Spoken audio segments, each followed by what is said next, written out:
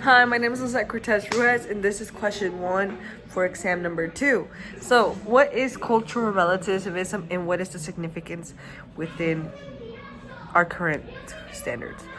In philosophy, or in this class, Intro to Ethics, but it's also branched into parts of sociology and anthropology that emphasize in the understanding of cultural practices and its beliefs within their own social context, basically.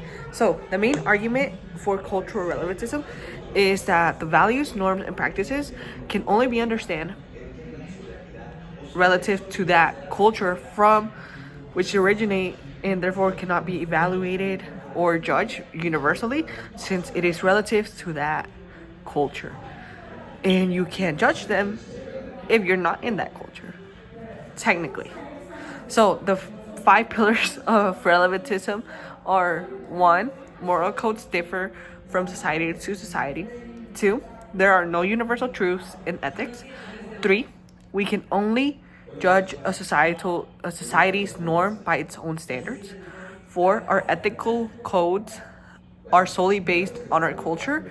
And 5, it is arrogant for us to judge other cultures' ethical codes based on our own. So, in this context, morality, cultural relativism argues that the moral principles are not objective, instead shaped by cultural context. So this means that what is considered morally right or morally wrong can be very differently in each culture. What we believe here in Tucker technically could be wrong in Atlanta, if you consider them two different. I think a more better example would be what here in Tucker to Buckhead, basically, you know? So, this highlights the importance of understanding different cultures and their unique frameworks to promote tolerance and respect for in diverse ways of life. However, it poses challenges such as potential justification of harmful practices within certain cultures and hindering moral progress by assuming that all cultural practices are equally valid, which is very harmful to some cultures. It can lead to moral paralysis in cross-cultural conflicts. I always like to use the example that as a first-generation Mexican, I assume the world is how I was raised, but there's so much that I cannot grasp. Especially as a first-generation Mexican, my religion, Catholicism, is very different from the Catholicism here at Tucker. I wanted to believe that we were all cut from the same cloth, but we were raised or socially taught different traditions, and Catholics here are like, what are you doing? From what is my current traditions, you know? So there's so much we cannot grasp that I shouldn't judge how it is, because I'm only a small part of it, you know? So we gotta respect the diversity for a significant positive that is the potential for enduring, but we also gotta be careful because of the gray space between between the pillars of number 2 and number 5. Number 2, once again, is that there's no universal truth in ethics, and number 5 being that it is arrogant for us to judge other cultures based on our own. So, keeping those in mind, we can adopt them, but while the respect for diversity, that's positive. The potential for endorsing harmful practices, however, a serious concern. By moral subjectivity, we risk creating a world where any action can be justified with a particular cultural context. Basically, the lack of universal human rights and ethical standards. Despite the significant cultural diversity, faces several objections.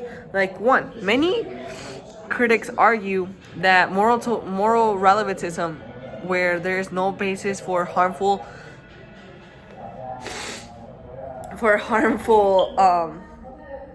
I forgot what I was gonna say. Harmful practices from other cultures. If all moral codes are equally valid, then this can lead to moral relativism. There is no basis, absolutely no basis, to criticize unethical human rights abuses and violations. So the second objection is that cultures of homogeneous entities where some practices and values are often practiced which is not often the case. There can be significant diversity, like I said. Within Catholicism, there's so many sides and disagreements within each other that we're like, oh, what is it, you know? So, and third, cultural relativism inadvertently supports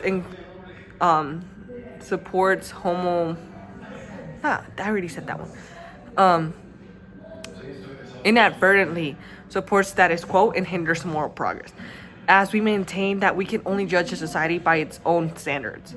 So this supports the preservation of harmful traditions and practices that, like I said, going back to number 2, or objection number 2, most of the time, actually both of the critics, human right abuses, it is harmful for these people, for some cultures, so it is cultural relativism offers a great framework for understanding cultural diversity, but it also shows us several philosophical and practical challenges that also must be addressed if we pursue this path. Thank you. This was question 1 for exam 2.